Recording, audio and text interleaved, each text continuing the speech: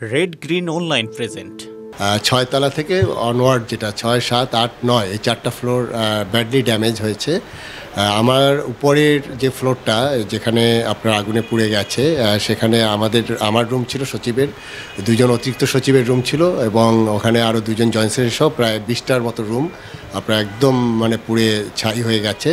আর এই ফ্লোরটা যেটা, এখানে আমাদের মাননীয় উপদেষ্টা বসেন এবং আমাদের কনফারেন্স রুম সহ এখানে আমাদের অতিরিক্ত সচিব আছেন 2জন, এখানে বসছেন। তো এইটা আসলে এখানে আগুন লাগেনি, কিন্তু উপরের ছাই এবং পানি ছিল। তা আমরা এর মধ্যে সিকিউরিটি ক্লিয়ারেন্স পাওয়ার পরে আমরা গত ছুটির 2 দিনে আমরা মোটামুটি এটা পরিষ্কার পরিচ্ছন্ন করে আপাতত আজকে থেকে বসা শুরু করেছি। আমরা গত সপ্তাহে মূলত শ্রম ভবনে অফিস করেছি।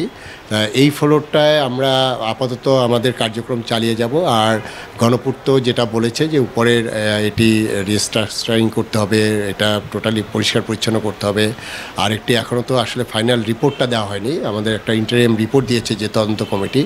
আর সেই ইন্টারিম রিপোর্টে যেটা দেখা গেছে যে অগ্নিকাণ্ডের কারণ হলো ইলেকট্রিফিকেশন থেকে, শর্ট সার্কিট থেকে হয়েছে, এবং তাদের পূর্ণাঙ্গ রিপোর্ট পাওয়ার পরে নিশ্চয়ই এটি গণপূর্ত এটি টেক ওভার করে আমাদের যখন এটা পরিষ্কার পরিচ্ছন্ন করে দিবে, তখন আমরা হয়তো এই অফিসটা শুরু করতে হবে ফুল প্লেজে। অ্যাকচুয়ালি সচিবের দপ্তর মানে তো শুধু সচিব নয়, এখানে তার স্টাফরা থাকে, পিএস থাকেন, এবং মানুষ আসলে অনেকগুলো আমাদের মিটিং করতে হয়। তা আপাতত আমরা যেটি করছি, মূলত আমাদের যিনি উপদেষ্টা তিনি নৌপরিবহন মন্ত্রণালয়ের দায়িত্বে আছেন, আমরা সেখানেই মিটিংগুলো করছি। আজকেও একটি গুরুত্বপূর্ণ মিটিং আছে, আমাদের মিনি উপদেষ্টা পরিষদ আছে আসলে ওই যে ভ্যাকসিন ইস্যু নিয়ে, সেখানেও একটা মিটিং আছে। তো আমরা এই সবগুলোই করছি মূলত মানে কাজগুলো চালিয়ে নেওয়ার জন্য। তবে আমার যেটা ধারণা যে গণপূর্ত এটি টেক ওভার করার পরেও এটি রিপেয়ার করতে আসলে সময় লাগবে, কারণ যেভাবে ড্যামেজ হয়েছে সেটা আমরা আসলে সত্যিকার অর্থে এই ঘটনার পরে আসলে আমরা এত বেশি শকড হয়েছি, এবং এটি আসলে এই ধাক্কাটা আসলে আমরা কেউ চিন্তাও করতে পারিনি এত বড় ড্যামেজ হবে।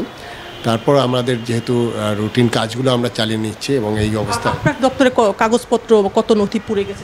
আমরা মূলত যেদিন ঘটনা ঘটেছে 25 তারিখ রাতে, 26 তারিখে আমাদের যেটি তদন্ত কমিটি প্রথমে যেটা করা হয়েছিল, পরবর্তীতে যে হাই পাওয়ার কমিটি করা হয়েছে আমাদের মন্ত্রণালয় থেকে, আমরা 2টো কমিটি করেছি।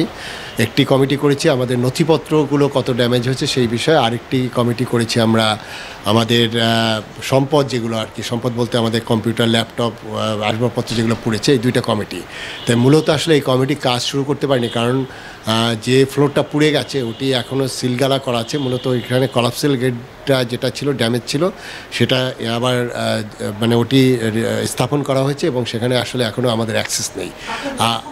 আমার রুমটা পুরো পুড়ে গেছে, এবং সেখানে আমরা যখন অ্যাক্সেস পাবো তখন আমাদের এই নথিপত্র এবং আমাদের সম্পদের কি ক্ষতি হয়েছে সেটা আমরা পূর্ণাঙ্গ বলতে পারবো। এই বিশেষ প্রতিবেদনটি যদি আপনাদের ভালো লেগে থাকে অথবা উপকৃত হন, তাহলে অবশ্যই এই চ্যানেলটি সাবস্ক্রাইব করুন এবং লাইক, কমেন্ট ও শেয়ার করে রেড গ্রিন অনলাইনের সাথেই থাকুন। Thanks to everyone. Red green online.